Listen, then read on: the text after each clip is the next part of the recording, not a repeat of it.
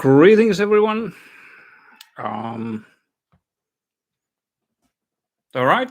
Now it seems to be a little bit better positioned. I'm yet again on my laptop webcam, so the quality of the stream is rather well homemade pure. But welcome to the stream, and let's begin. There's not a lot of people at the moment. Can you please, if there's anyone around, can you confirm that you can hear me?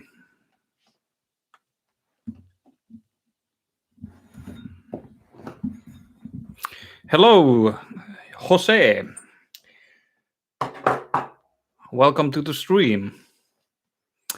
All right, yeah, great. Thanks. There's like a small meter on the bottom of the stream where you can see that the microphone is actually working, but I cannot tell anything if people can hear me well, or is there a static noise or anything like that.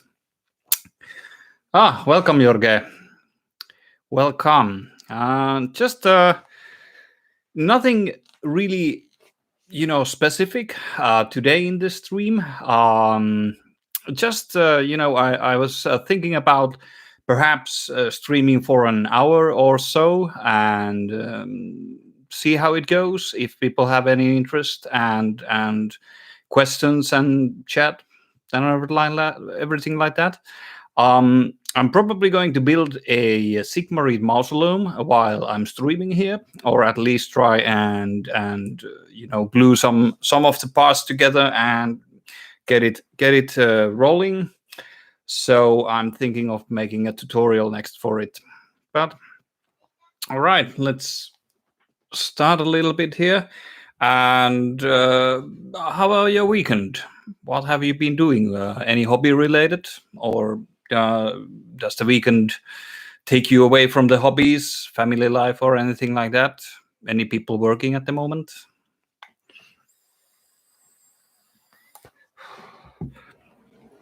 I'm gonna see Sigmarid Mausoleum.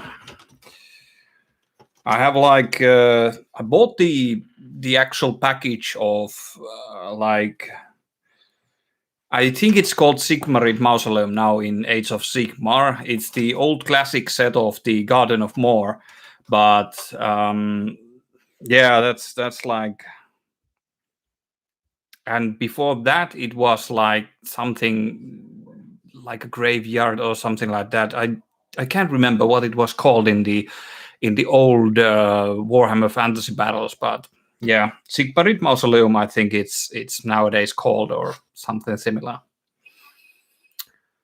Painting TS with Legion desert houses. Oh, that's really nice. Are you playing a lot of the Star Wars?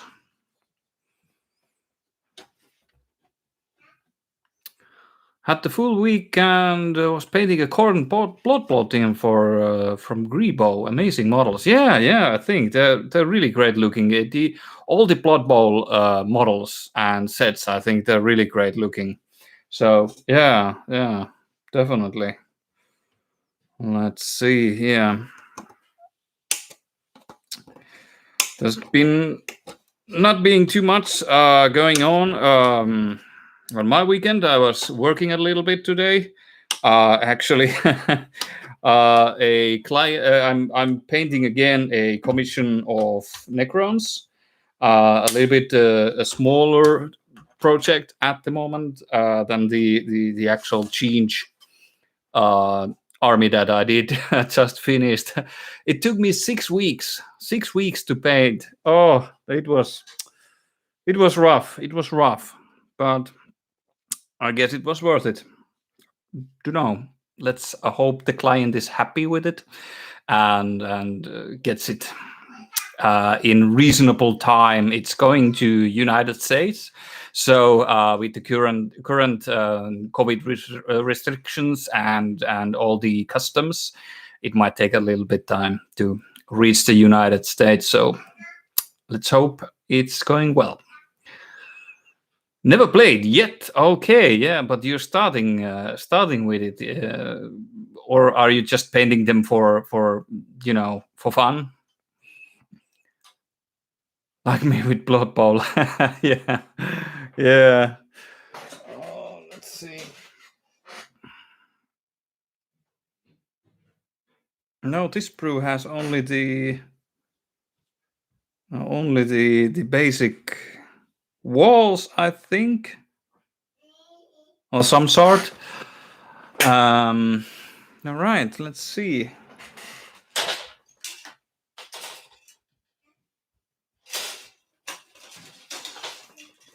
Oh well, I just might take all the sprues in my lab and see what I'm working with. I don't think I have the instructions anymore for this whole set, but yeah. Indeed, do, but this time let's make terrain first.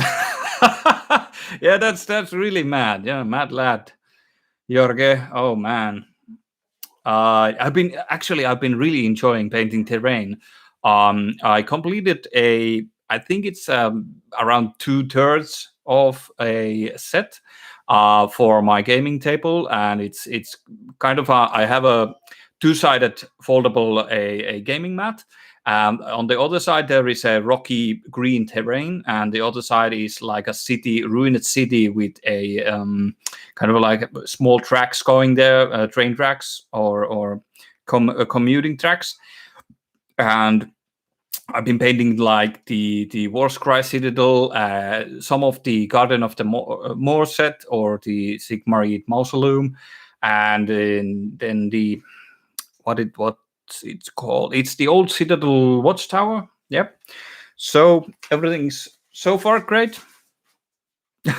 That's just wife dropping stuff on my room.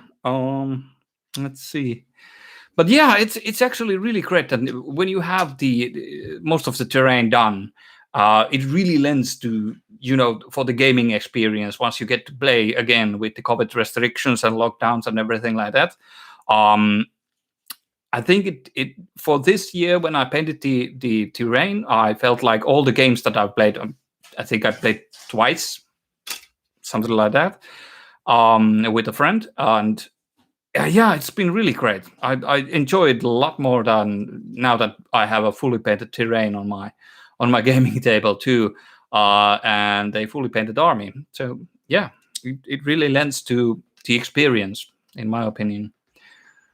Let's see. Hey, brother. Hey, Kevin. Thanks for joining on the stream. Yeah, I'm having at least a decent weekend.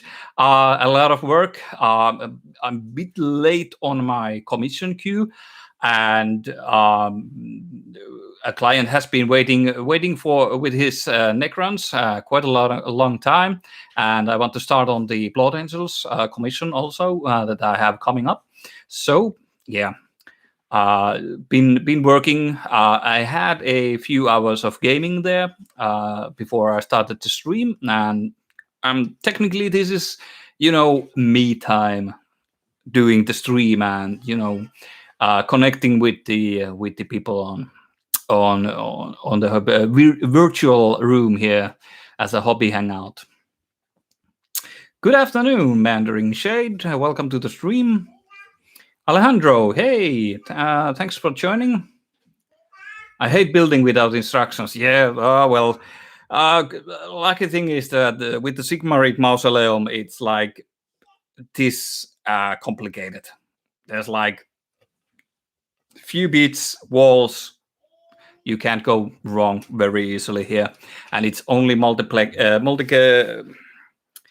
Damn my English again. Sorry, it's been a long time since I last spoke English, so it's just replicating the one pattern. The Sigmarite Mausoleum, I think, it's just the 3 times the spruce, recycled over again, so to make a larger terrain. But it's just the same buildings 3 times.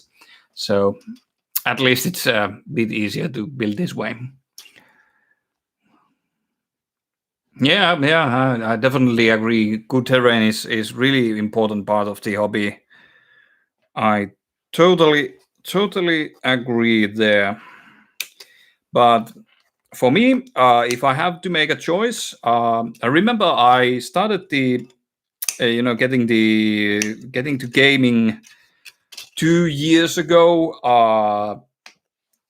I think it was near the summer festival here in Finland, the Midsummer Festival, and yeah, I had I had a little bit of off time from work, and for some reason there was a I think the Games Workshop closed in, and there wasn't a possibility to play at Games Workshop here in Helsinki, and also the Poromakia, that's the other place that you can play at, was closed during that time.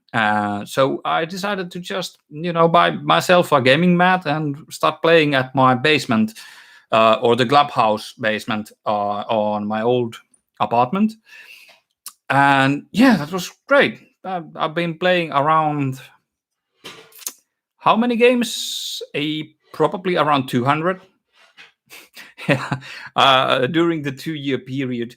Now with the COVID lockdown and everything, it's gone really much down, the gaming time, and but I used to play like 1 to 2 games per week, and yeah.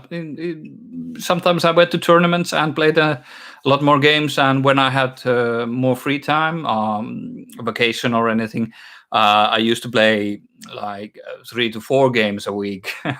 And then I didn't have the time or the experience to actually, really quickly paint terrain or anything. I didn't have airbrush or any pre-painted terrain, so I was just happy to have a gaming table that we could have great games and everything. It was during the time I was making the Skaven army that I went to tournament also. So yeah, it was during the release of the Skaven book a little bit later, I think. So yeah, that's like I started playing home games mostly. The best, yeah, indeed, Kevin. Busy entrepreneur life. I heard you have some Tombkins to show. Oh, actually, I don't have to. I don't have any Tombkins to show per se because I haven't assembled anything. But I was hoping that we might actually discuss a little bit about the Tomb Kings, if you want to. Joreen, welcome. Hello from New England. Geez from New England. Welcome. That's really great. Hope you enjoyed enjoy the stream. Yeah, 200 games. Yeah, but it was spread out on during 2 years. So it's not when you think about it, it's in 2 years. That's completely viable and doable. And they weren't competitive games per se. We did some competition training with my friend, and some players were more competitive than the others, but we were just having fun and having games and stuff like that. There's not really a here in Finland there is not really a big competitive scene of Age of Sigmar. There's quite little amount of players actually here. So, and it's really spread out. The players have like small pockets of friends or groups that they play with. So yeah, that's a shame. That's a shame. I tried at one point. I tried to build a kind of a community that would be mainly focusing on getting games in and having a unified chat for everyone, all gamers, all Age of Sigmar gamers, to be precise. But yeah, it never worked out. It never worked out.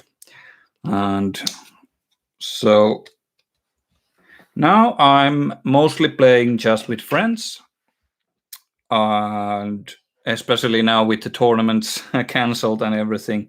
So yeah, there's not much playing other than small home games with a friend. And now that we have more restrictions coming in due to the increased, coronavirus numbers here in Vantaa and Helsinki, so-called Uusimaa area here, the capital area here in Finland. So it's yeah, no games at the moment, but it's all right. I have work, I have painting to do, and I get to hobby and I get to stream sometimes. Life is hectic and busy, so this is kind of a free time for me to chat up with you guys. So let's see. If you had to paint, Joe Reen is asking if you had to paint one Dream 40k army that would also play well on the tabletop, who would you pick? Oh, that's a difficult question. Mainly because I don't know anything about 40k. I'm a complete weep with the 40k scene or the meta. My understanding is that Space Marines are still on the top meta.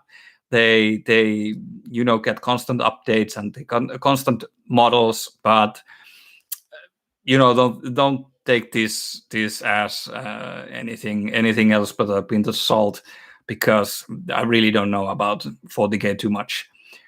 Dream Team, I think I was talking about it in the last stream I did a few weeks ago, and my conclusion was that I would pick the Space Marines to play with, mainly because they are always in the meta. They are pretty good. If not the top dog, they are pretty good overall. So you can't go wrong with them. And you have so many different paint styles to, from all the chapters and the sub chapters, and you can even make your own, chapters that are completely viable. So yeah, I would go with Space Marines, and I know that's a really boring answer. I know, but yeah, I think Space Marines. Like I was talking in the last stream, I really enjoy the absurd idea of how the Space Marines are constructed and how they work. There's just there's something so absurd about them, so I really like them aesthetically also, but of course painted in the grimdark style. um Hello, Navy Paints. Welcome to the stream. What Skaven clan did you choose for your army? Is the question. Um, I did a mix at Skaven Tide. I really love playing the very much like the mixed Skaven Tide. I'm sorry, I have to take a little sip. Getting a dry throat. A bit of Coke Zero. I shouldn't probably say it's Coca-Cola, because I think there is a boycotting going on. I don't even know why. I have no idea. And to be exactly, honest, no politics in this stream, or no bigotry or anything like that. So let's keep it civil. What's Skaven clan? Yeah. All right. So I was playing I think it's called the Skaven Tide, when you pick, like, you can pick any clan to your army, where you have a Grazier leading them. That's how I play. I wanted the Grazier on the Screaming Bell. I wanted the Plague Furnace. I wanted the Plague Monks. I wanted the Storm Vermin. I wanted the Clan Rats, and I wanted some Doom Wheel. They're so great models. So I really enjoyed playing a mixed army, especially on 2K points. I used to play Screaming Bell, Furnace, and when the points were still lower than they are now, pre-nerf, I used to play a Vermin Lord, and also a unit of 40 Plague Monks, a unit of 20 Storm Vermin, and 2 units of 20 Clan Rats. And usually I implemented or included a Doom Wheel also in the list, and I've been playing with several different iterations of that list. But it was really great. I really enjoyed it. I still love the Peal of Doom that comes from the Screaming Bell. It's just absolutely fantastic. I love the Skaven army. It was one of the most fun to play armies that I know. It was too powerful before the point nerfs and before the Plague Monk nerf. I think it was really, really, really powerful. Yeah, it was, yeah, it was ridiculous. Strong magic, strong damage, strong like everything. The troops were paper thin. Yeah, that's true. They died to a stiff breeze, but you didn't care. You didn't care. You got Death Frenzy. You got the Warp Lightning Vortex.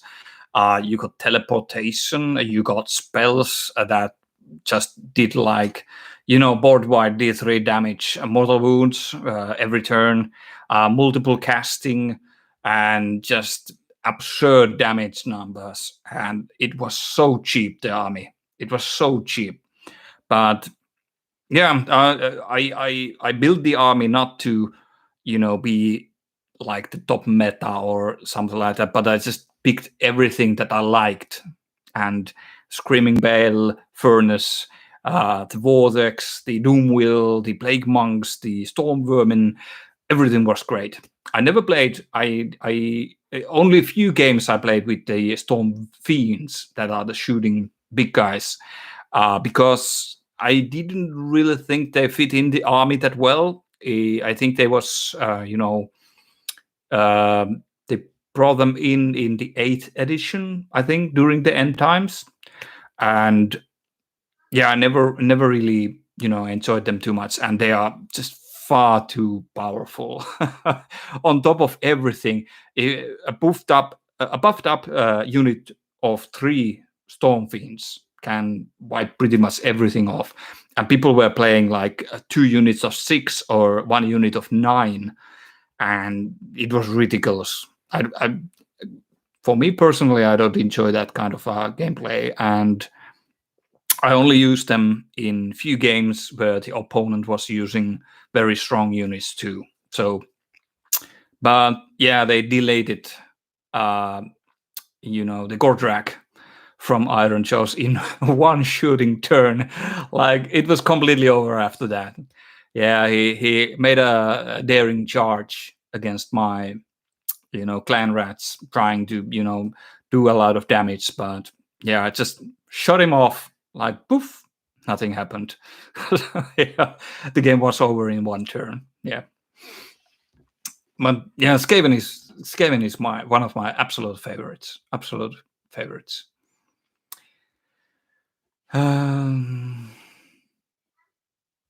Kevin is asking, don't know if you have read the End Times lore and the destruction of Nehekhara.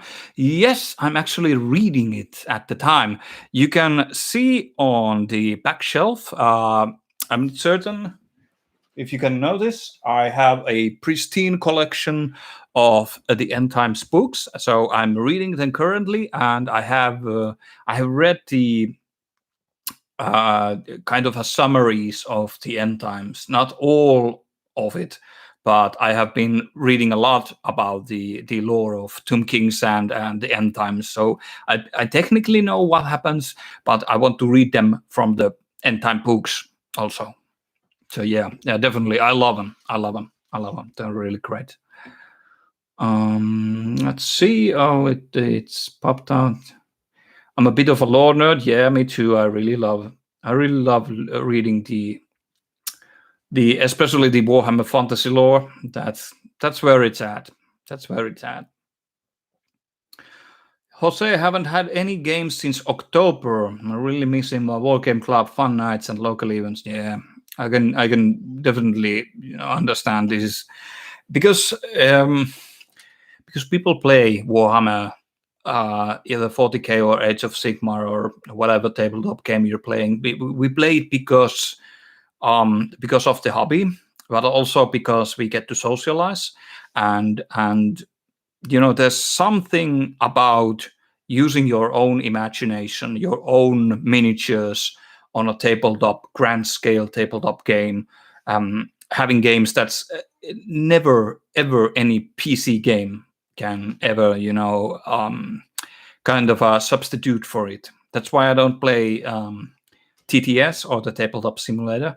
I played a few games on it, and just it's not my stuff. I have absolutely no idea why should I play unless I was testing out a strategy or testing out an army, that how it would play.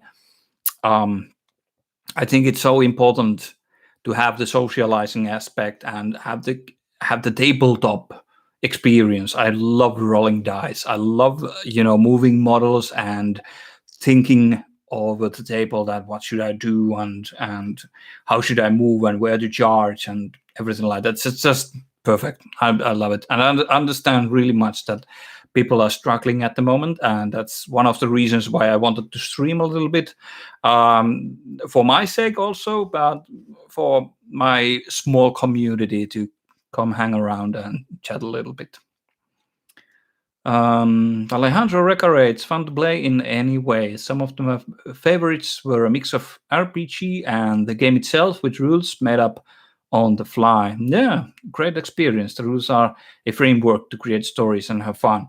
Yeah, absolutely. You're completely free to do whatever you want. There's rules for narrative game, and there's rules for tournament play, and there's rules for everything in between. So you're always free to do whatever you want to do them. I am rather strict on playing with match play rules, because I think that in Warhammer, because it's so randomized with the dices too. So if there is a framework of rules, I want them to be the same for both players.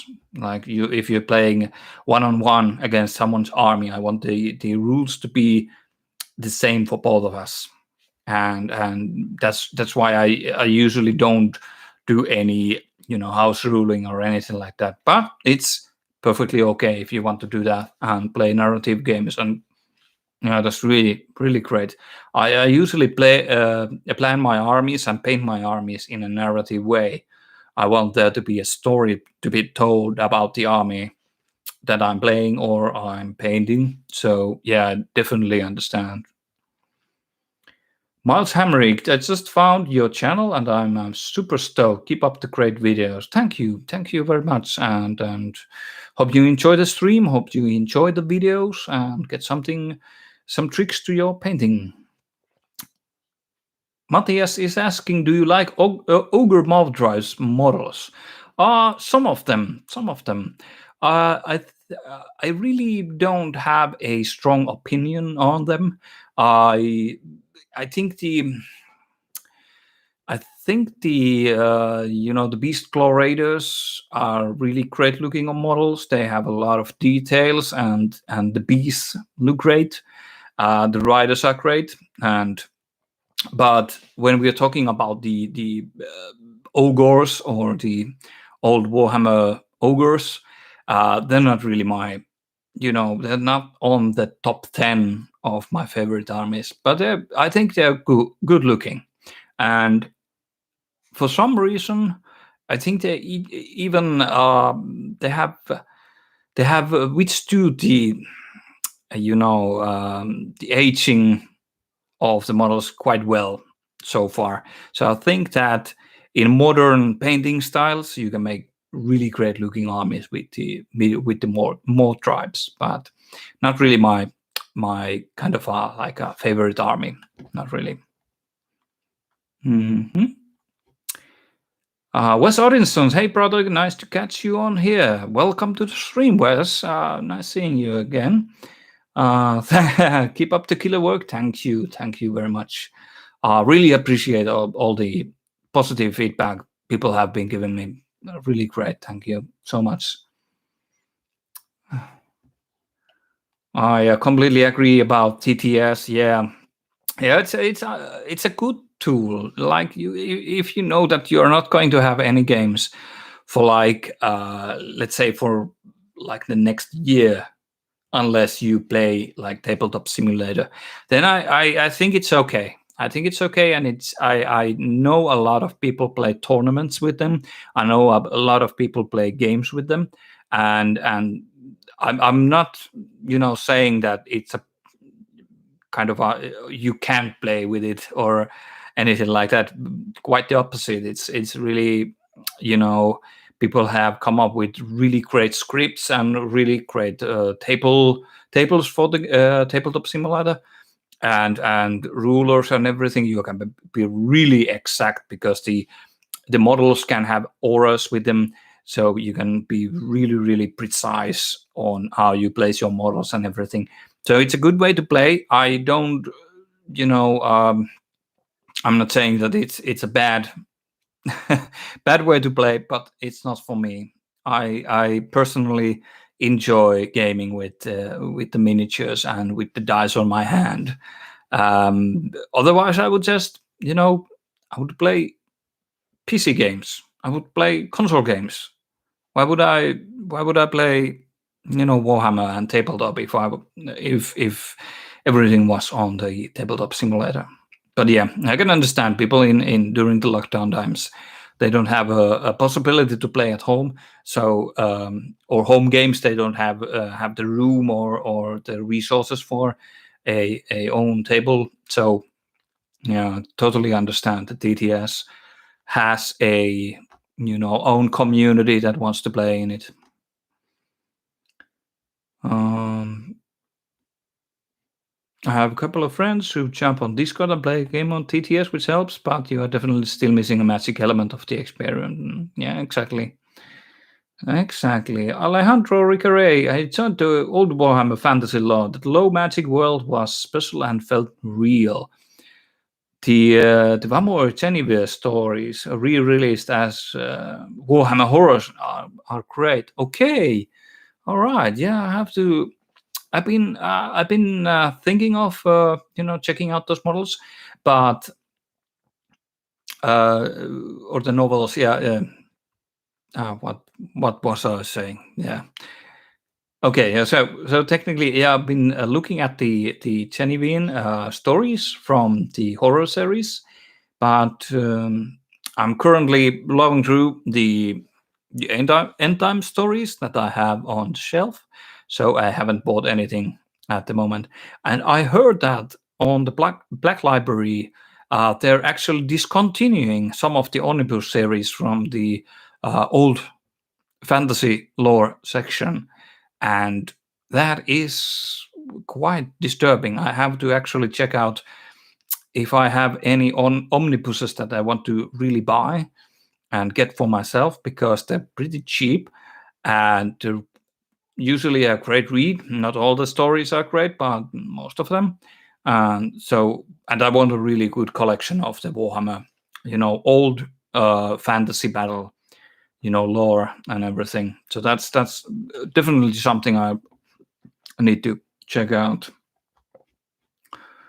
I'll start a Nighthound army as soon as I finish the BP team. Any advice about Nighthound, please? I didn't play AOS in a long time, and the book is somewhere after move to this house. Oh, okay. So I lost it during moving. Yeah, I think the Nighthound.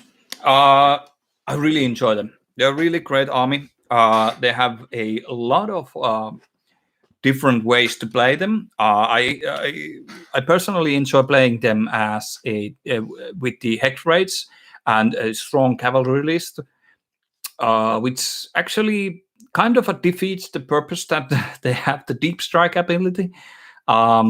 Because I rarely put the fast moving cavalry to the deep strike. But I use them as a, because with the Pendant of Fell Wind, for example, the artifact that gives 3 inches move extra. And for example, if you want to play with the not the Dolorous Guard, but the Death Riders, you get +1 to charges also. So they're moving 15 inches without running, and and they're charging like with a +1. So, and the Wave of Terror goes off on a 9 with the Death Riders Battalion. So yeah, I really like playing that one. Cavalry heavy lists, and that's also the reason why I'm making a Tomb Kings themed Nighthound army. I've been talking this a little on our Grimdark Discord channel. A little, I've been obsessing about it. But yeah. Really been, I really enjoy the Nighthound. And painting wise, I would say that I will start the Nighthound army. And oh, you didn't ask a painting advice. Oh yeah. Okay, so my advice would start building a kind of a list that is focused around a certain battalion. One of the great battalions are the Shroud Guard, that will include a Knight of Shrouds on a steed, or a Raconer, the Grimhaler, and 2 units of the Grimghast. No, it's not the Grimghast Reapers. It's the Bladegeist Revenants. And what it does, it gives them a 5-up Feel No Pain, and makes them a lot more durable because they have a 4-up no rendable save and a 5-up FNP. So it's really great. And usually it's the general also that you deep strike them with, or use the abilities, and you can give, the 5+ FMP is tied to the actual, either the Raconer or the Knight of Shrouds. Yeah. And you can give them the ability to, you have a plus 12-inch aura with them to have the FMP. So you can deep strike a death bomb or death squad with them, and you can resurrect models, and you can reroll charges and everything with having a hero close by also to provide the FMP. So Shroud Guard is great. And also I love playing Dolorous Guard. It's just, and also the Death Riders. They're my 2 favorite battalions in Nighthound. I have multiple different iterations of them. I've been using 2x thin like hex braids in the battalions. On the Dolorous Guard, you get it includes 2 to 4 units of hex braids only, and what it does, it gives you +1 attack on charge, which is crazy good. It's really crazy good. And but you have to get your charges off, obviously.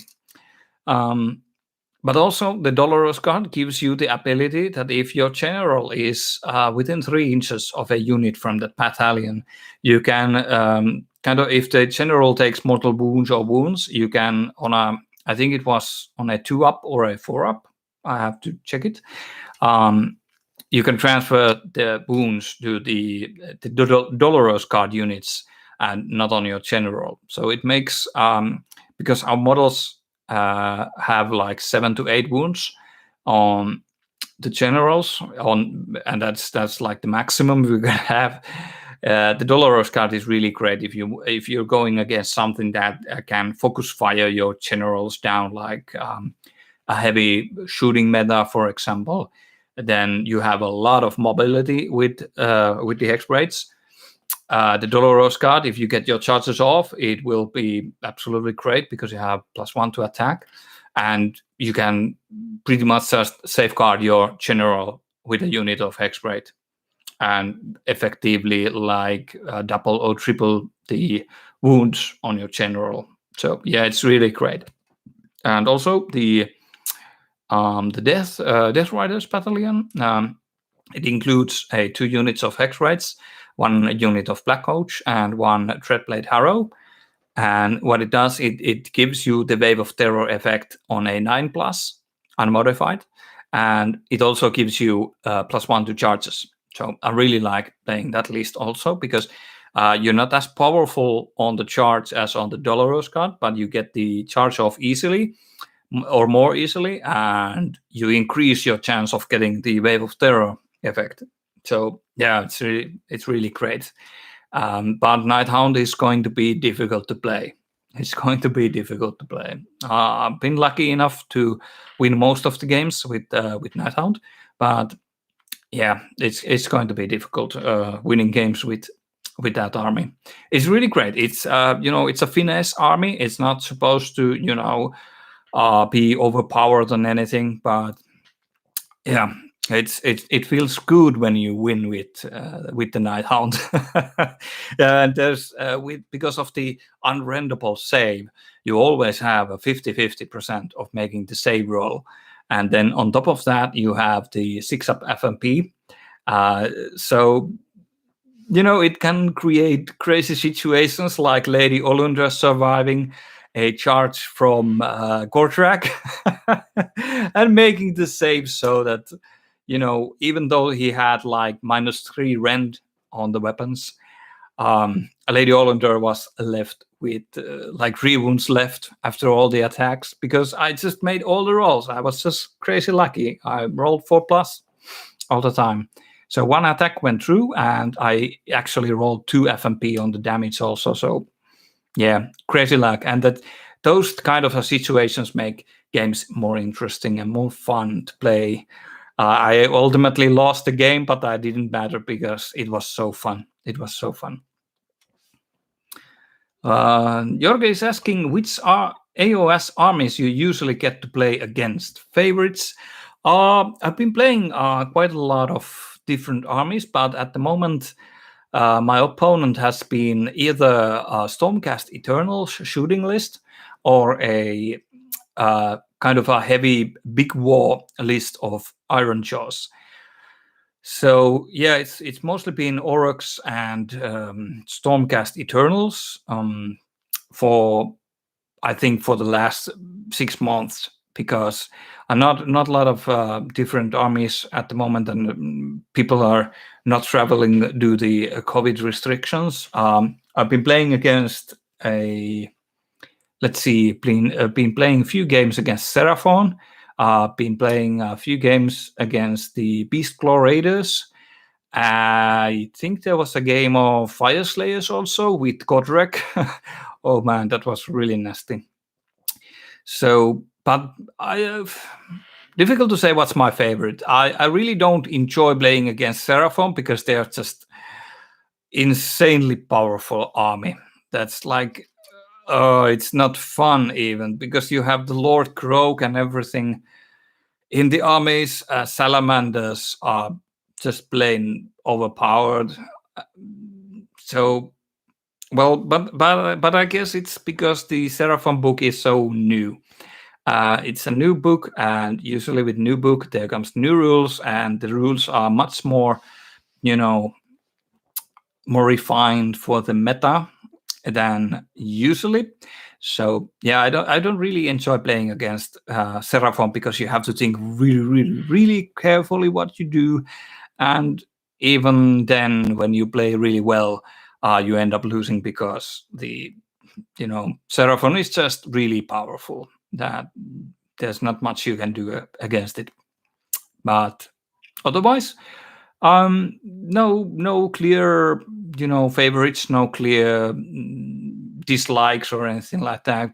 I actually just, if I get a chance, I want to play against Seraphon, because that will actually put me in a situation where I have to win clean and fair. There's nothing I can do about it, and I just have to play well. That's the point. And usually that's fun, but when you're playing against someone who's, let's say, experienced player and playing a very powerful army, it kind of defeats the purpose for me, because that's when you have to, if you want to win, you have to be really serious and extra careful. And I only like that kind of a game when we go to tournament where the whole setting is about power gaming. It's about being the top dog. It's all about winning. So yeah, I can understand that people want to play those games at that point. Painting, I will go with Zet Kaskaku and Hollander. Yeah, that's really great tutorial for the Nighthound. I really like it. I painted one of my Lady Hollanders with the tutorial in mind. I did small altercations on it. But yeah, it's a really, really great team. I highly recommend it. And the basis will be a Twitch of your Swamp Bases tutorial. Great. I hope you enjoy. It's a really simple tutorial for the Swamp Bases, and you can easily modify it to your own liking. So yeah, it's a good idea. Good idea. Swamp Coasts. That's actually a really great idea. I was thinking at one point to make a swampy bases for my flesh eater courts, that they were from kind of a swampy wooden area, kind of a court, but yeah, my skills weren't enough during that time, so I ditched the idea back then. What is your process to build a Bane stream for an army? Your end results are so cool and creative. Thank you very much. Is there a method to the madness? Oh, there is. There is a. I think that's a quite. That's a long answer. I'll give you a short one. I have to take a little sip of Coke. Hope that doesn't offend anyone. Yeah. Well,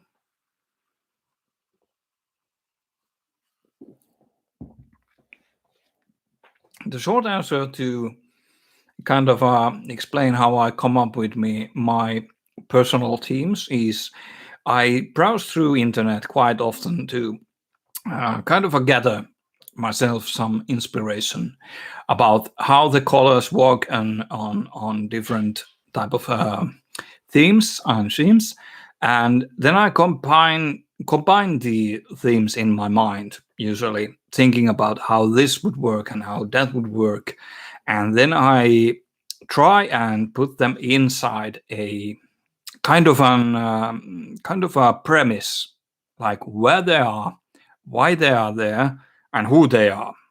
And I start building a kind of a narrative for the whole idea of the models, why they're here, what is happening with the models, because that's also the reason I can justify using something like ambient light, or I can justify using a certain kind of a color for shadows, because they are from somewhere that has a, for example, when we are talking about Age of Sigmar models, I'm thinking what realm they are from, or what realm they are fighting in. And usually, because if you look at the lore art and the art of the mortal realms, most of the places have a kind of a filter over them. Shais, Haish, Guran, and everything like that. They actually, for example, for fire and brimstone and stuff like that. They have a myriad different places on a single realm. It's been said that a single realm on the mortal realms is like the size of 8 to like 100 times the size of Earth. So yeah, there's quite a lot of stuff going on in a single realm, and that's kind of like the process I start working on the color schemes. I want to know where the models are, why they are here, and what the models are exactly. Are they ghosts? Are they humanoids? Do they have a lot of armor? And are they demons? Kind of like I go through a lot of thinking for the narrative, for explaining why they are there. And when you have a good theme, like or not necessarily good, but you have an idea for the theme, when you start executing it, it most probably will be good. It most probably will be good, because you already have thought out so much for the army. And even if you are not a skilled painter, you can still kind of recreate the image in your head to the models, and that gives kind of a premise for the models. And when other people look at the models, it usually tells the story to them, and their imagination kind of fills in the gaps. This has to do with color theory. It has to do with how human brain works. Okay, I'm just sidetracking here. Uh, but the short answer is I plan my army very carefully before going ahead. And the painting techniques come, they come later. They come later. You can have a lot of different techniques to present an army. You can use a lot of different washes. You can, or effects, or kind of different colors, filters, everything. It will come later. Most people have the skills to do uh, the kind of the basic understanding of painting miniatures. So that's just my themes and everything are more of a artistic approach to things. And while I teach a lot about kind of especially on my YouTube tutorials and on my Patreon, um, I kind of teach the fundamentals and the basics of the techniques I use. Excuse me, because I want to people to have a firm grasp of the techniques what we are doing, and then I slowly try to kind of implement my artistic approach to my works. So people start to realize, okay, he had some kind of an idea behind this, and this looks great because he had a certain, premise for the army, and it all starts to make sense.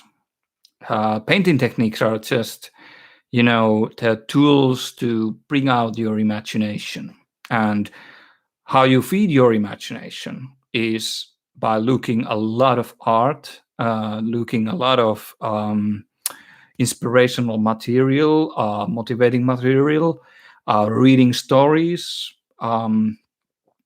It's all about imagination. So that's like the creating the premise, creating the learning the basics of how to do. That's, of course, that's not a small thing, but you will eventually get there. Practice and practice. Tools, they are there to serve you, and you don't have to be the kind of a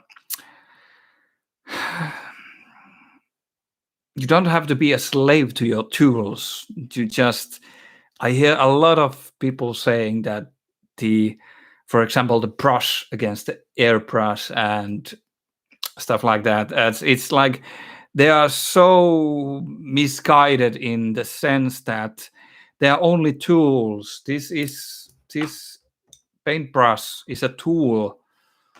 It will give you different results depending on how good you are using the tool, how proficient and imaginative you are with the tool. But it's a tool nonetheless.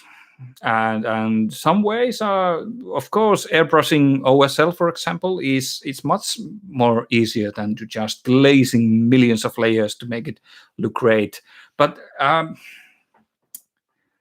yeah, just this is discussion. But I think people should have more imagination than actually, focus too much on techniques, too much on tools they have, or how certain lack of tools could affect their outcome, or how some people have, airbrushes, and people go dissing them because they're doing something with an airbrush. Oh, that's so easy, just airbrush a few hours. Yeah, but okay, I'm rambling again. It's the yeah, it's having the tools, having the basic skills, but having the imagination to do stuff, have inspirations. Watch, go to Pinterest, for example. Google some Warhammer, your favorite armies. Start, thinking what you would like to do with them, and that's usually how you come up with a great theme.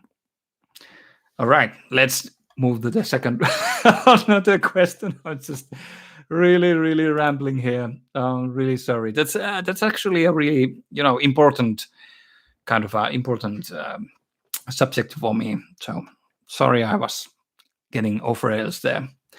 Chan Juras is saying, "Hey Demo, hey Chan, really nice to see you here on the stream. Just popping in to say hi and listen a bit while I finish up some Plague Monks. Yeah, murder those monks. I'm certain they're gonna look really great." Jason Missiones, how many OSL sources do you try to work into a model? Is there a minimum? I can see how there could be too many. I imagine just experience to hit the sweet spot. Yeah, it's that is a multi-layered question actually, because you can have kind of a almost completely painted the miniature with just OSL. You can do that. There's actually really great examples where you can paint them, even a big model with a lot, like 2 contrasting OSLs, and that's it. You don't have any other colors to the miniature. Great example for this is the Sat Kaskakun miniatures, Grimdark Compendium, the Guilliman tutorial. If you check out, it's base painted. The Guilliman is base painted, but the sword, the flaming sword, is having this red-orange glow, and from beneath the model is coming an ambient light. I think it was blue or green. Can't remember it, but that's a great example of how you can actually paint a model with just OSL. You have 2 contrasting colors that would work really great to kind of complement each other. But that's how does it? I have to think a little bit. Sorry, I'm gonna take a little weight break here at this point and think about it, how I would put it in English. It's kind of I'm really sorry. It's difficult sometimes to, I have the answer. I have kind of a think about how I would, answer you, but I have to kind of construct that in my mind to give a sensible answer. I was rambling so much with the method of madness question, so I'll think about it a little bit.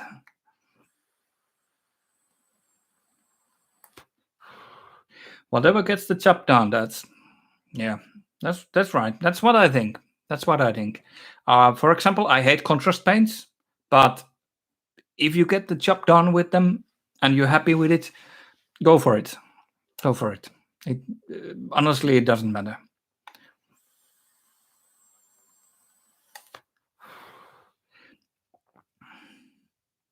Bodily dismemberment. Good afternoon. Good afternoon to you. Thank you for joining the live stream.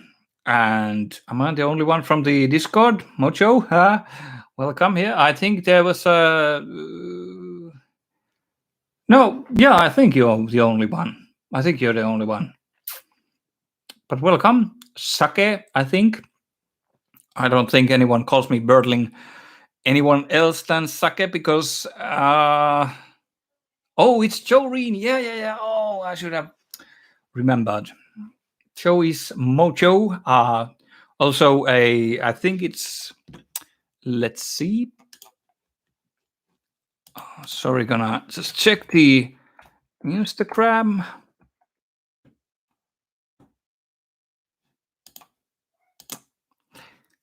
And I think it's Mojo Minis is the guy there, Joe Reen. I'm gonna paste the link for him.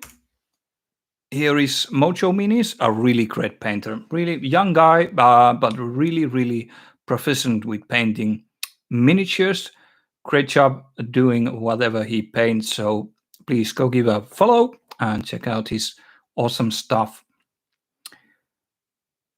Sherlock Holmes. Yeah. But question for the chat: is there anyone here from my Patreon? Give me a shout, and I will see if anyone has come from the Patreon to chat up here. And it's all good, all good. Everyone can have a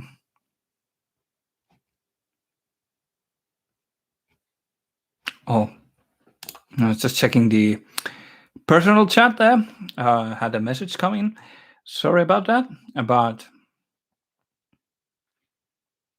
oh, you're very welcome. I usually, shout out people, or I don't usually shout out people. Not because I don't enjoy their works, but I never remember to give shout outs. Just personally, I really I don't paste other people's stuff on my Instagram or anything. It's not because I don't want to, or I don't I fear for the competition. No, I think promoting people is a really great idea, and you should always do it when you have the chance to bring people up, because we're all struggling here with our painting, and it's not going to be away from you yourself if you promote someone saying that, hey, this guy is a really great painter, or hey, this guy or girl is a really great person, or anything like that. It's never going to be a something that's off from you. Like, nobody's taking anything away from you. So, but the thing is, I have a really tough time to even promote myself or my services, and I have a tough time to give shout outs, because for some reason I feel so uncomfortable, kind of a even if they deserve it, uh, I've been finding a great lot of new artists, for example, on Instagram, that have like 500 to 1,000 followers, like small channels that paint extremely nicely. They have a lot of great models they have painted, and they have really put effort in their in the miniature painting and the photography and everything. And I try to remember to always share those profiles in my Insta stories, for example. I usually don't remember to do it, but when I do, I try to promote people that, hey, this is great looking stuff, and this is something that gave me inspiration, or something similar. And that way we can promote the something that's actually worthwhile looking. And that's probably something I should perhaps work on, because I am somewhat judgmental, in the sense that I don't want to kind of clock my feed or my Instagram stories with just kind of giving shout outs, or sharing hobby love, that to kind of artists that I really don't respect at all. Kind of a, I respect all. That came out really bad. Let's rephrase that completely. It's not about respect. I respect everyone, uh, in the sense that if they behave and everything, they have the basic level of respect from me. But there are things that I prefer more in the painting style. There are things I prefer to see also, and I want to share. I want to share kind of the artists that I really enjoy and who bring something innovative to the community, and people who kind of deserve to be uh, promoted on a channel, that like they give something to the community, they give something to the painting, or building or kit bashing or conversing or anything like that. I want to bring something. I want to bring people up that are somehow kind of they're contributing to the hobby, and yeah, you actually kind of rarely see that kind of stuff lately. It's there's a lot of great painters out there.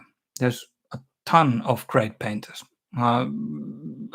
Just I'm a fledgling painter. I'm not a master at anything. I'm not. But at the same time, I think that 95% of the stuff I see on, for example, on Instagram, is just noise. Kind of a uninspiring replication of, kind of a predetermined painting style or predetermined painting scheme. And you can do it brilliantly. You can do it brilliantly, smooth as butter.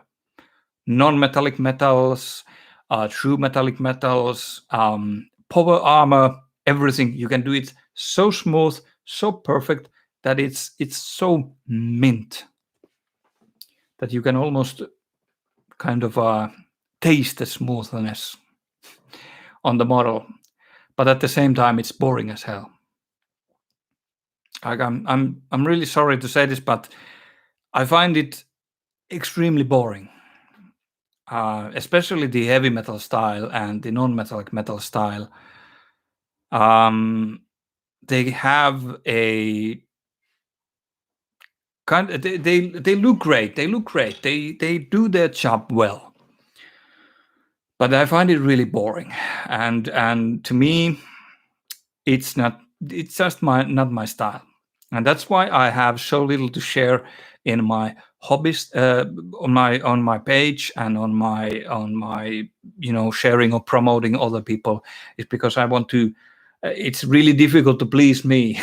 I'm really critical. I'm so critical. I'm critical of my own work too. I'm really critical of my own work too, and that's why I want to. Every time I paint, every time I bring something for you to see, I want it to be worthwhile.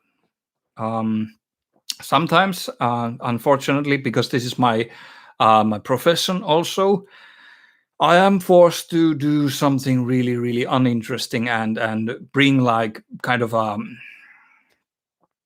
bring noise to my Instagram, noise to my Facebook feed and everything. That I'm actually really sorry about that. If I could, I would do things differently, but I am a slave to this capitalistic world. I'm slave to money, so I have to promote myself with silly things sometimes. But I try my best to just bring quality content and something that will interest you in at least in some sense. That's my aim. I don't know if I've succeeded in it, but I try my best. I try my best. All right. Yeah, that's again too much rambling around. Um, Let's see. There's been hi Grave, Joe Sake, Stefan here. Welcome, Stefan. At Mech, nickname here on YouTube.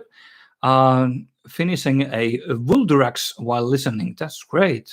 That's really great. There's a Discord. Yeah, there's a Discord. It's the Grimdark Compendium Discord, which we are using for the Grimdark painters. You can go to grimdarkcompendium.com, and on the I think it's on the upper parts. I think it's like community or something similar. On the subtabs, you can find the information for the Discord channel. It's free to join. You don't have to be a member of the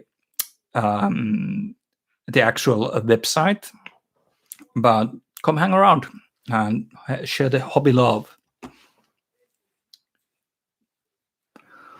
Amazing Blaze. Yes, it is. Would love to join. And let's see. Yes, I'm from the Patreon. Alejandro, yeah, thank you for joining for the stream. Nice to see that some of my Patreon members are here also. There's a link. How does Stephen share the hobby love? Yeah. Oh, just adjusting my pose here on the sofa.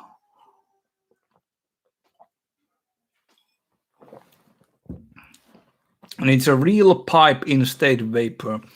I've been smoke free for 9 years now, and I used to smoke so much that it kind of messed my brain up.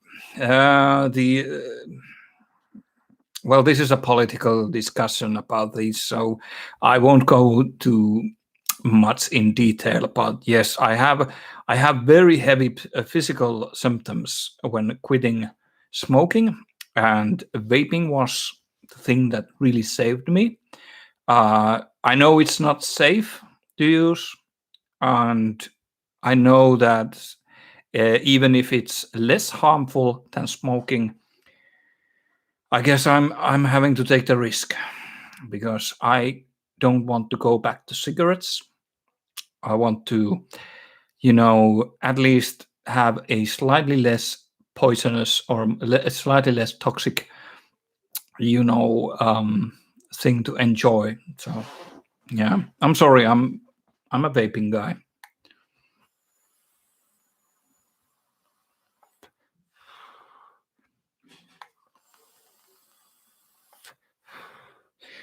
Reggie is saying no rambling, just the truth. Thank you very much. Yeah, it's English is not my native language, as you can probably hear.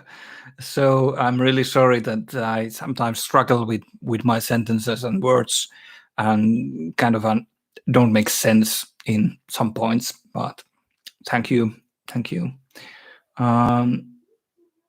Isaac White came in, and I just wanted to say thanks for your videos. You have inspired my style. I am loving AK interactive animal washes now. Thank you very much for your comment. I really appreciate all the feedback, be it positive or negative, or have a criticism.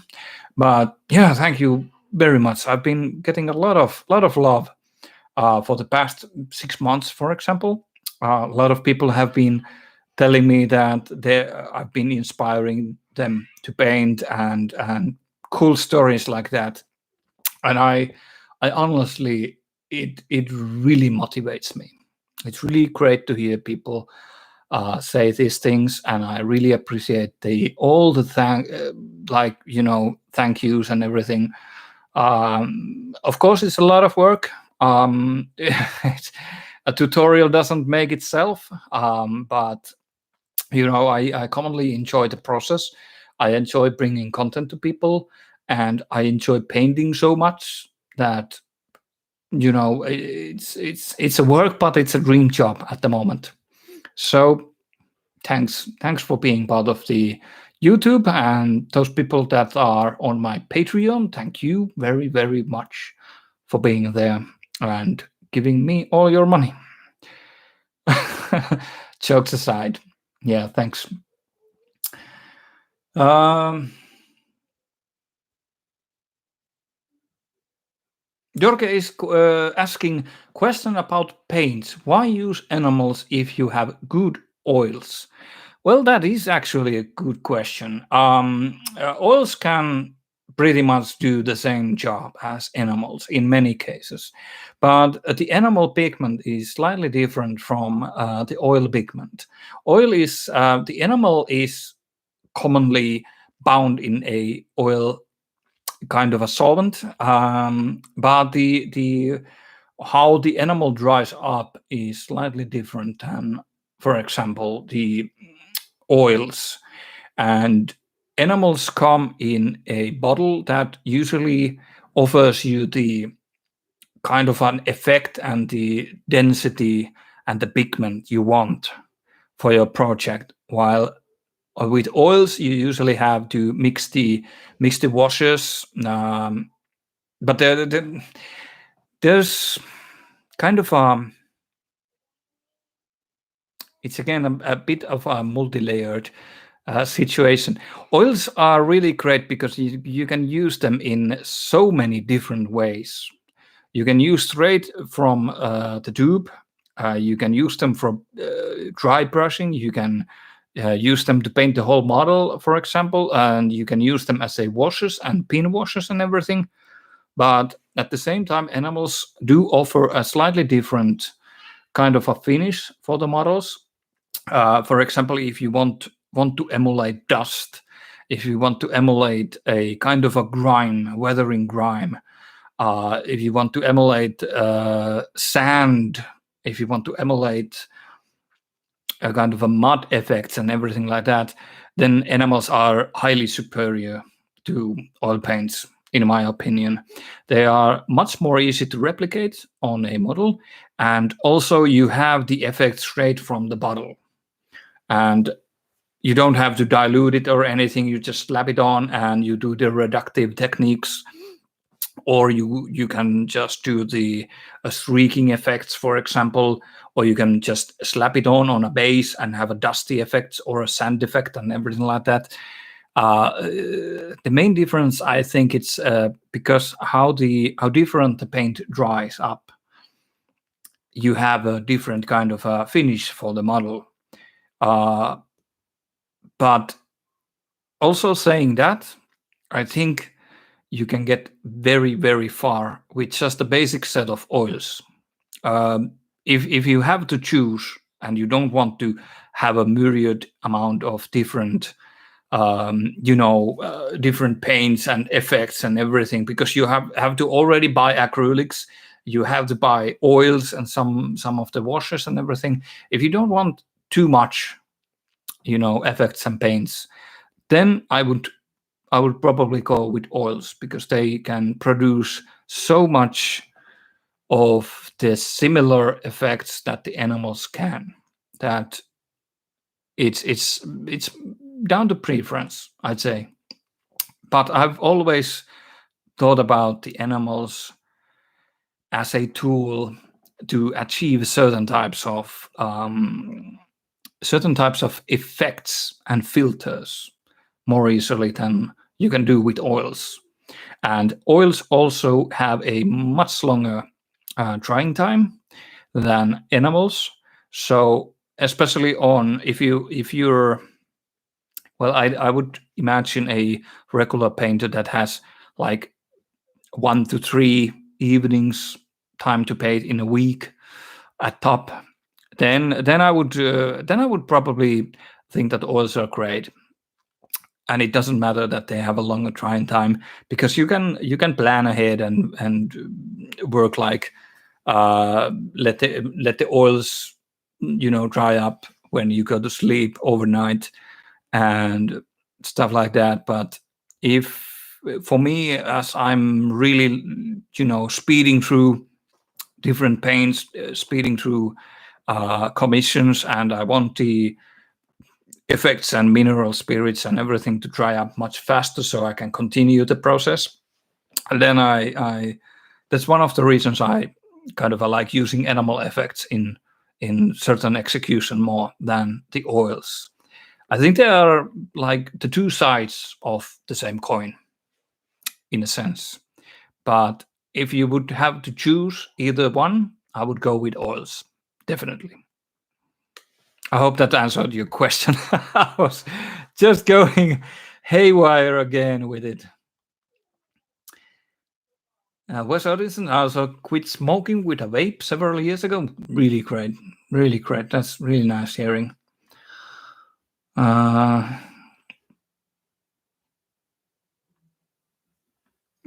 Just reading the chat, there's been quite a lot discussing going on. Animals and oils both have their places and advantages. Yeah. That's what we were discussing about. And stumbled across this afternoon whilst painting. How do you feel about new Games Workshop models? Whilst they are technically incredible, I personally feel they can lack character. This is a question from Steve Haber. Thank you, Steve, for joining the stream, and thank you for your question. I kind of agree and disagree. I agree on. I disagree. Let's start with the disagreement of that question. The kind of they don't lack character when thinking about the sculpts. It's the sculpts are incredible. Like the new Games Workshop sculpts are like 80 to 90% of them are really great looking, like absolutely insane. I think they really, stepped up the game when Age of Sigmar, the 2.0 came out with the Soul Wars box and the introduction of Nighthound and everything. I think that was the kind of the turning point, or perhaps a little bit earlier with the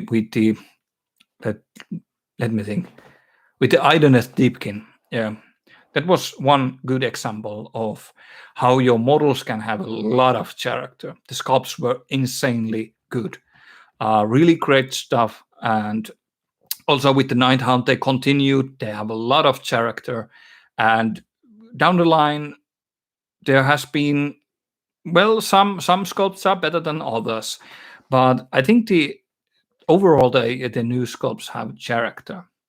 But that's the point where I disagree. But on where I agree they lack character is because they lack character in the lore. They lack character in the setting that are presented to us in the Age of Sigmar, and that is the main gripe for me in the Age of Sigmar is the lore. And I'm sorry, I know a lot of people love it. I know a lot of people are enjoying Age of Sigmar. I'm enjoying it too. I paint predominantly Age of Sigmar, and I play dominantly Age of Sigmar. But I hate the lore. And I have a very good reason to hate it. A kind of a hate is, I don't know, hate is a bit of a strong word for it, but I really dislike it. I dislike the direction they are taking the law. I dislike the kind of the premise of the law. I dislike the physics of the law. It's just everything is kind of difficult there. So in that sense, I disagree and agree. I think they should be fleshed out more in the law. I think they would benefit a lot more. The models and the sculpts would look much more different when they had a better thought out law behind them. That's why people loved the Warhammer Fantasy so much, because all the models had such character behind them in the law that it brought out the importance of the battle and the importance of the army to a much more higher personal level. I think Warhammer Fantasy was a kind of it was too bloated pile of rules, FAQs, and just absolute nonsense that it had to die. I agree on that part. But they didn't have to kill the law. They didn't have to. But, Games Workshop is a company. They want money. They want to have the trademarks and copyrights and everything. I don't know the exact term, but they want to have their own brand that cannot be copied, and because they couldn't brand elves and dwarves and orcs and all that nonsense. They had Skaven, and not like Ratmen are something unique, but Skaven are really unique. They're really unique. I hope that answered the question or my opinion about it. Ask him about Tomb Kings and he will go wild. Yes, okay, I know. Yeah. I know. That's something that has to do with the premise that I was talking about the law. But I will not touch the subject at the moment. A tricky question: How would you approach to paint the Night Lord Chaos Spice Marine? Oh, Teemu, you are not building anything. Too many questions. Yeah, this happened last time. Like I said in the very beginning, I try my best to build something, but I got this far. Yeah, I know. This is why I don't stream and paint or stream my painting at all, because I have difficulties to actually produce kind of a coherent speech in English at the same time while I'm trying to build or paint anything. So it's just not for me. That's why I don't stream and paint usually. Even though that would probably do good for my business, but it just wouldn't serve anyone any purpose, because I nobody wants to sit around and watch me airbrush something or paint small details, and nobody wants that. There's tons of great streams for that process. So sorry, I guess I'm not building anything. I guess the Sigmarid Mausoleum can wait. It's really enjoying. I'm really enjoying myself, chatting out with people, because I rarely get the chance. I work from my home studio every day, and I don't get to see people with the COVID restrictions and everything. And even though my wife is very supportive of my hobby, she doesn't really understand Warhammer. So yeah, can't really talk too much about this stuff with her.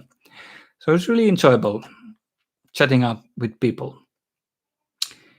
Top armies, and there's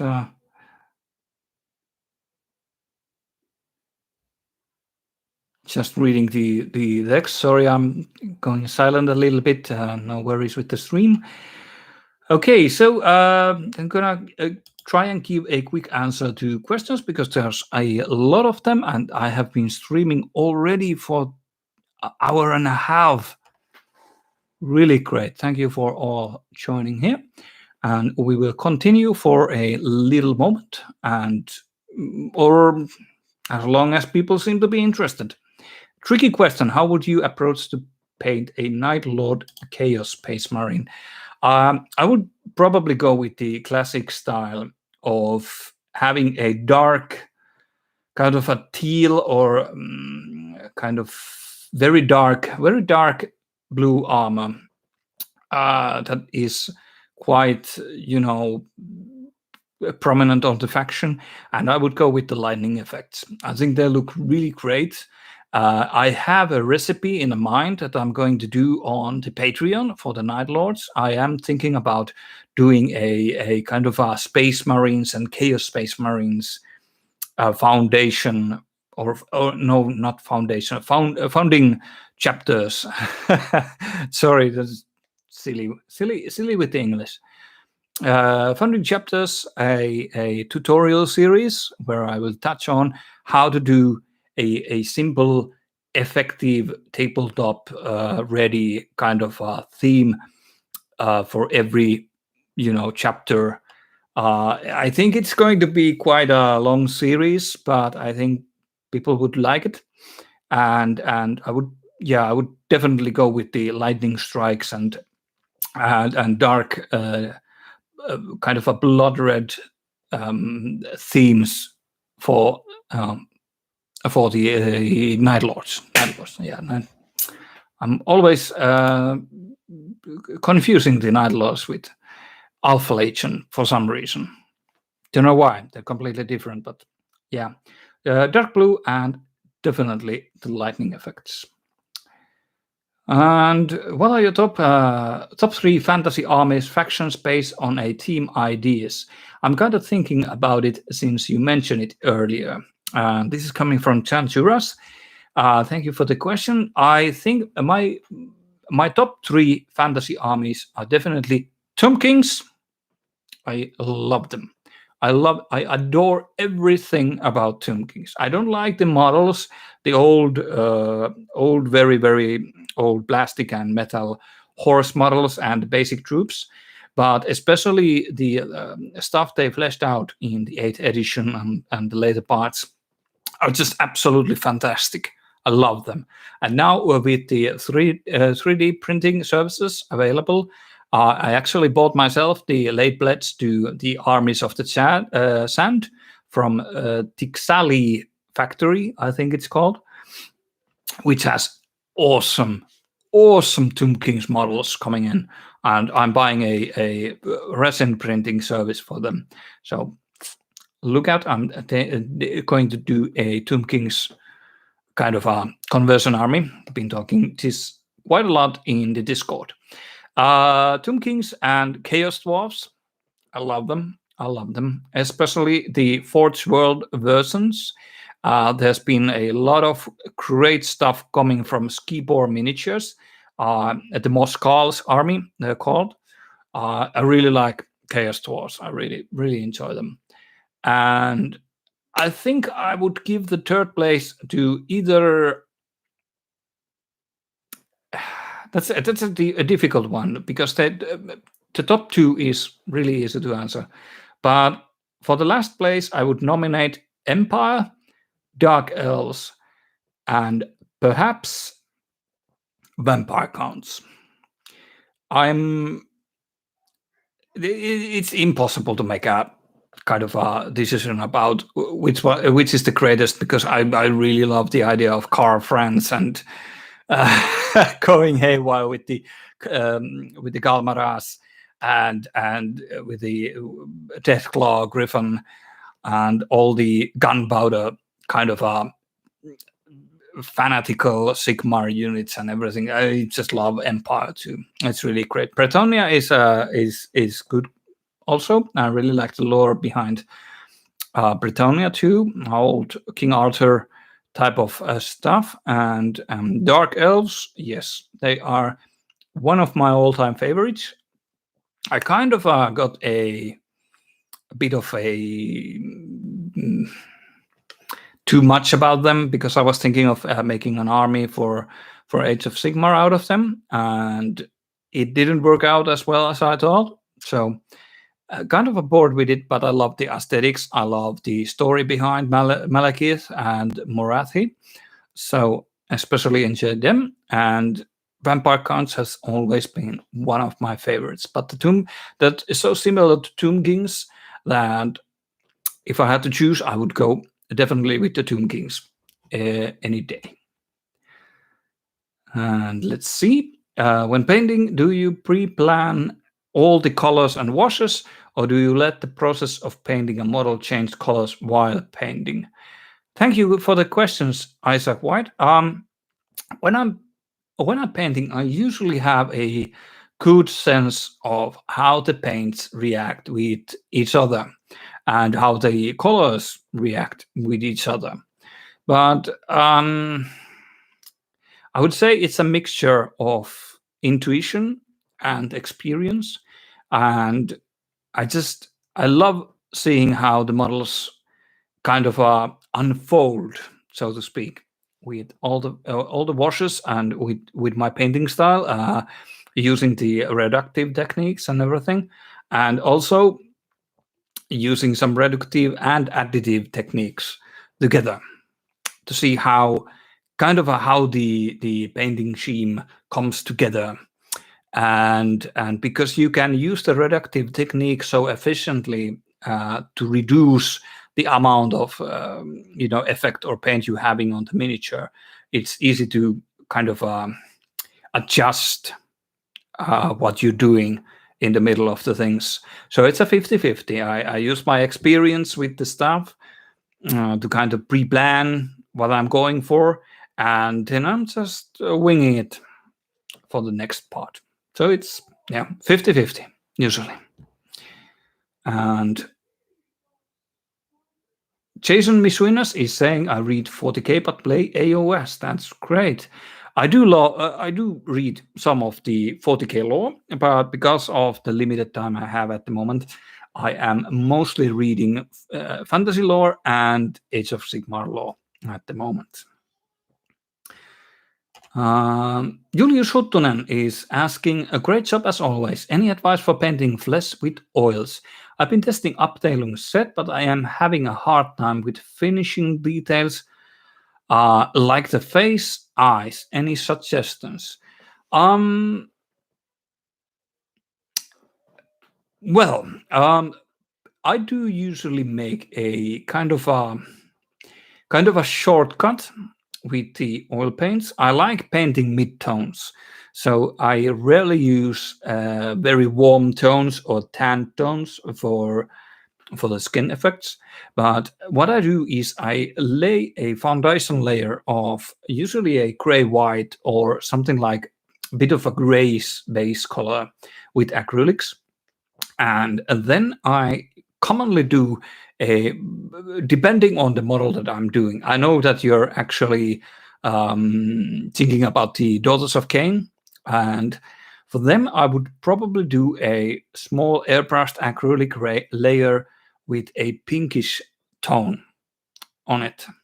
So a slide, it's not like you overwrite the underlying gray layer, but give a pinkish tone to it, hue, kind of like a glaze to it, and then you can start adding like the founding layers with the oils.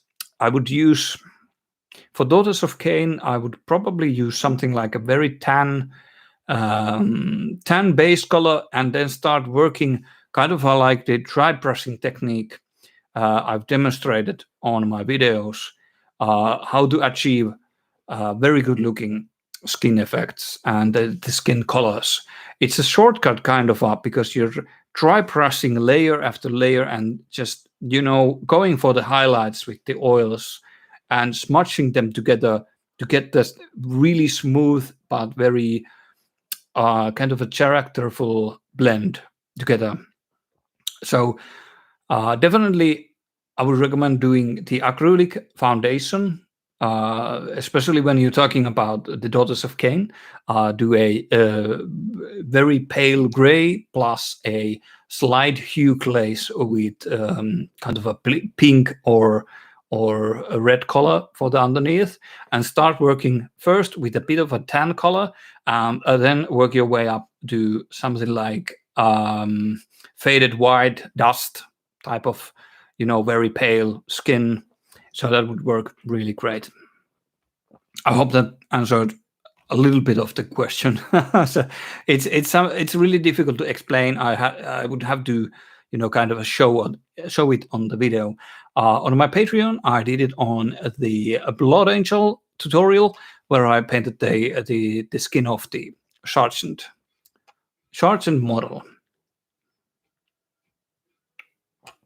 Looking, oils not agree more. Veho Fantasy was a brilliant world, and it's cannot agree more. Yeah, Fantasy was a brilliant world, and you can't create a replacement in a year without being soulless. They could have killed the game without killing the world.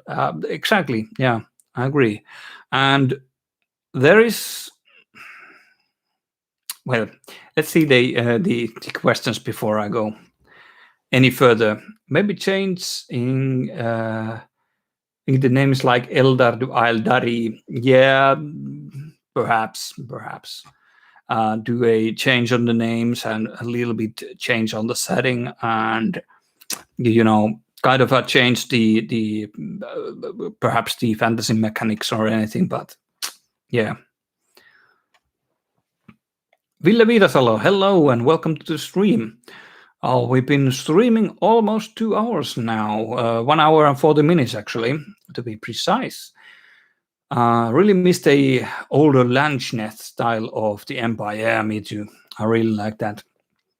Such artful miniatures and nice details indeed. I do agree on that. I'm in the part of the end time stories that they're discussing about the fall of the Balthasar Gelds, the Auric Bastion, the kind of a wall they created to hold out the northern invaders of chaos. And they were and the Voltan, one of the chosen of Sigma, that was helping to seal the breach on the Auric Bastion when the Nurgle forces and the chaos forces tried to invade from the breach. And it's awesome. I really love it. I really love the Empire stuff. I really love the style it is presented and how grim dark everything is. And it's just perfect. Currently, Tommy Green Buddha, welcome.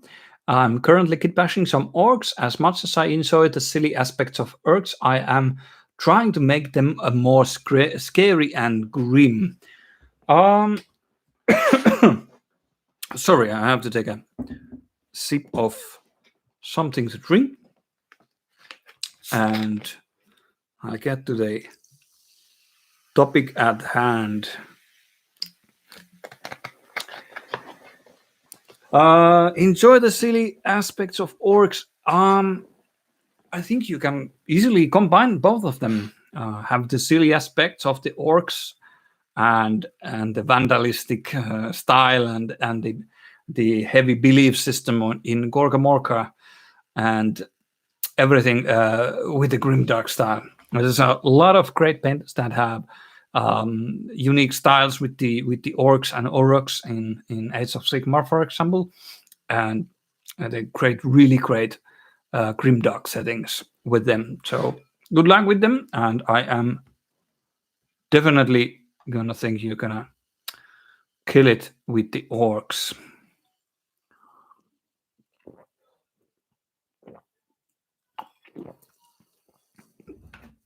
Someone did a pale white orcs on the FP Dark Age of Sigma. Yeah, I think I saw them too. Are really great looking, absolutely fantastic.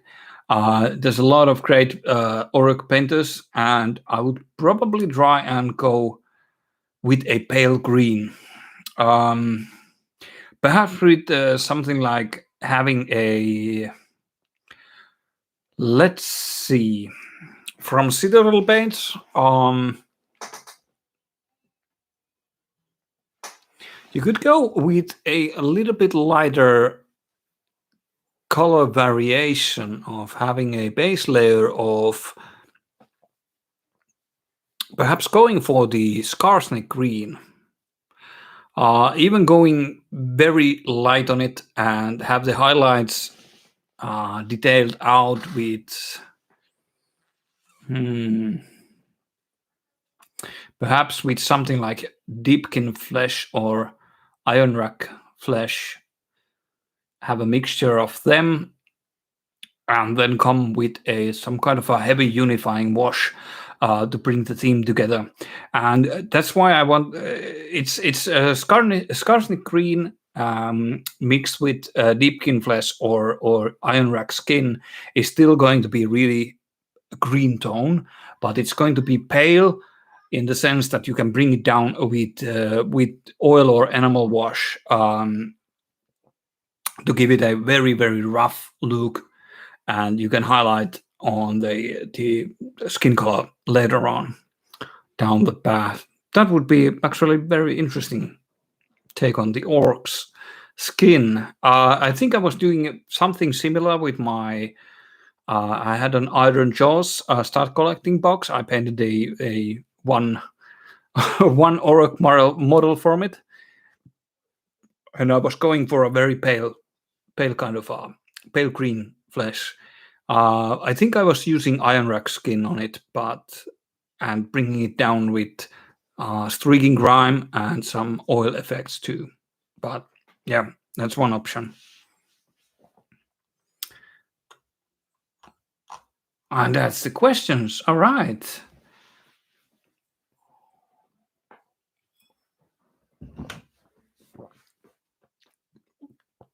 I did some night goblins in a pale skin scheme. All the squeaks were flesh tones. They were creepy as anything. Tried to base them off the red cap goblins from Irish folklore. Wes Odinson, that's really great idea. That's really great idea. That's one of the ideas that I was talking about, having the premise for a army, and usually that makes more sense once you actually decide it has a kind of a setting, it has a backstory already, even if it's based on something like folklore or old pagan lore or something similar. It will make more sense once you have a kind of a idea behind all of it. So definitely agree.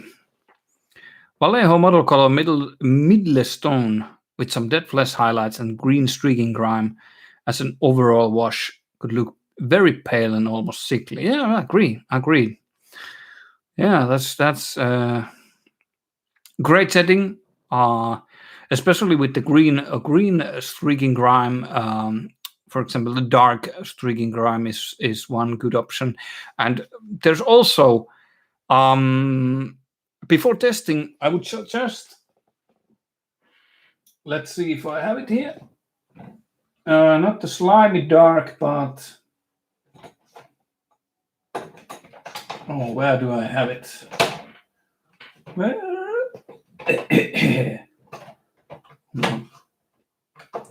Not dark wash. No, where do I have it?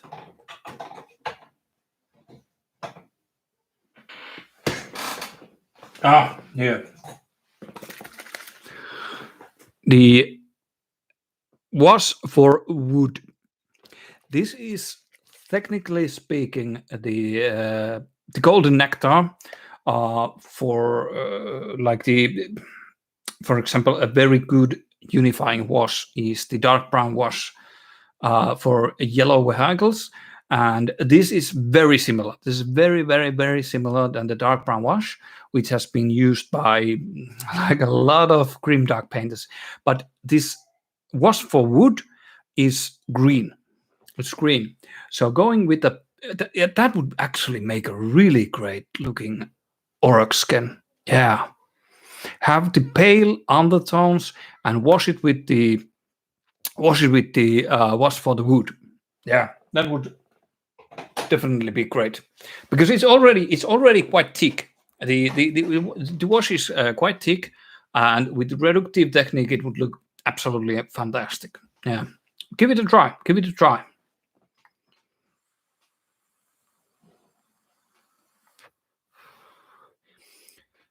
Jason is asking, how much testing do you do for a project? It depends. It depends. If I'm painting a something completely different that I'm not used to painting, I usually do 2 to 3 test models, especially when we are discussing things with a client that's paying for a commission painting. Then I usually pop a kind of a foundation layers and foundation washes and everything effects and see how it comes off and how it would look with on the tabletop and with miniatures side by side. So to get it to get a good look and good idea how it works. But for example, if I'm playing or painting something extremely familiar to me, like at the moment the change demons are quite familiar, and also the necrons, for example, and some of the marines. Usually just testing one model is enough. Yeah, you're welcome, Tommy. No problems. It's kind of a. Usually, I'm not that good in thinking some themes out of my mind, like instantly when someone asks on a live stream. But that's sometimes try to create something different. Go for the pale underlayers and then just darken it down with a unifying wash. That could bring a really nice kind of an effect. And when you're using the reductive technique, and it already kind of picks up the highlights for you already in the model, so you don't really have to do much extra work on top of it, especially when you're painting orcs that, if I recall right, you have to paint quite a many models for an orc army in 40k, for example. So having a very good and speedy way to do the sorry do the skin effects is important to actually finishing the army. Yeah.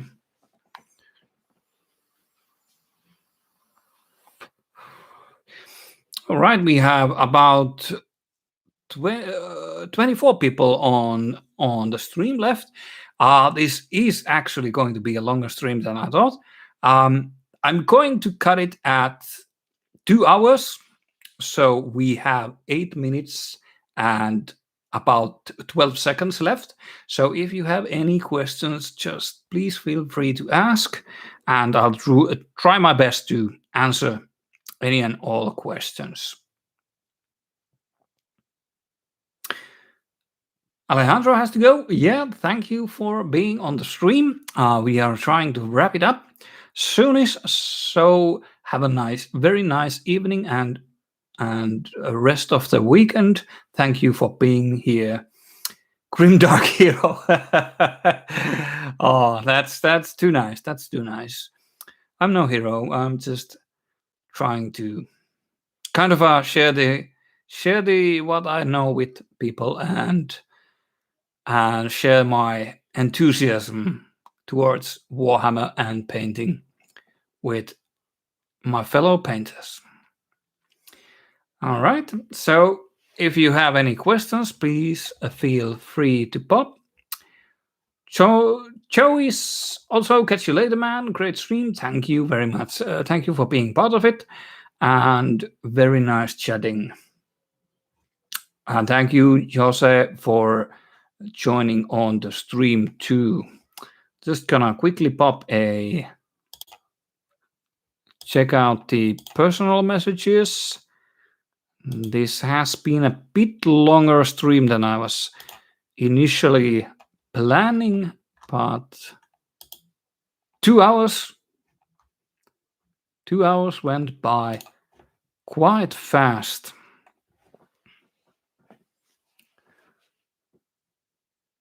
Keep up the great work. Thank you, Wes Odinson. Thank you very much. I remember you have been a part of my Instagram for a long time and really appreciate it. And you have always been there to support me and give feedback. And that's really important and really appreciate it. Thanks, man. Have a nice time with your daughter. Finished up the Blake monks. Hopefully I will do some decent photos later. Yeah, I really want to see them. Post them up once you have them up and photograph properly. I really want to see them later today for a friends D&D later. Yeah.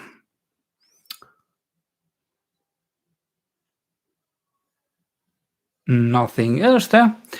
All right, so I think we are going to kind of start to wrap this stream up. First 2 hours already, been washing and dusting these huts for all the time. But it's, hopefully it's been at least somewhat entertaining hearing a fellow Finnish man struggle with English, with my rally English on top of it. Thanks for a pleasurable afternoon. Thank you, Steve, for joining on the chat.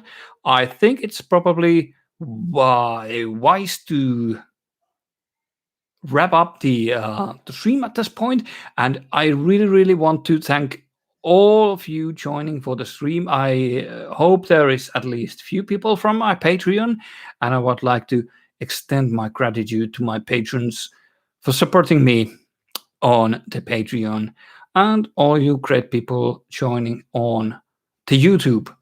I've been a bit too overworked at the moment, so I haven't been releasing tutorials on the YouTube as much as I would have wanted.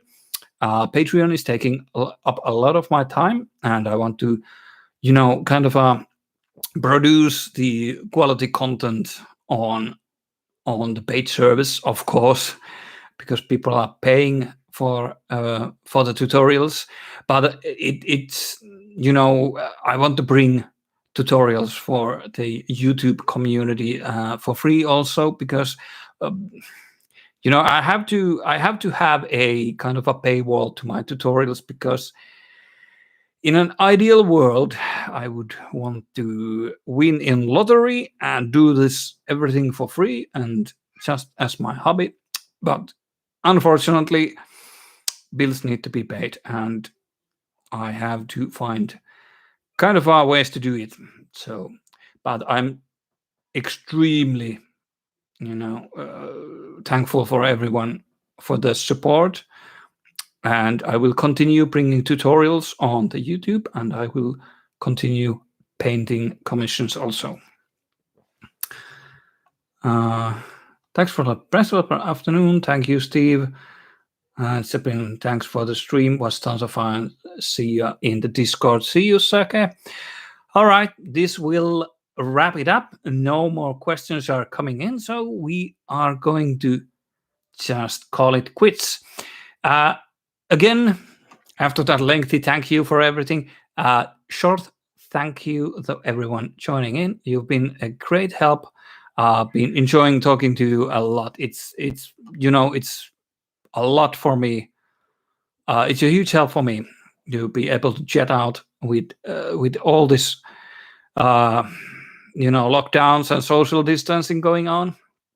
So thank you for joining. Thank you for letting me talk all this nonsense to you, and I'll see you on the next one. Oh, and remember, stay grimdark.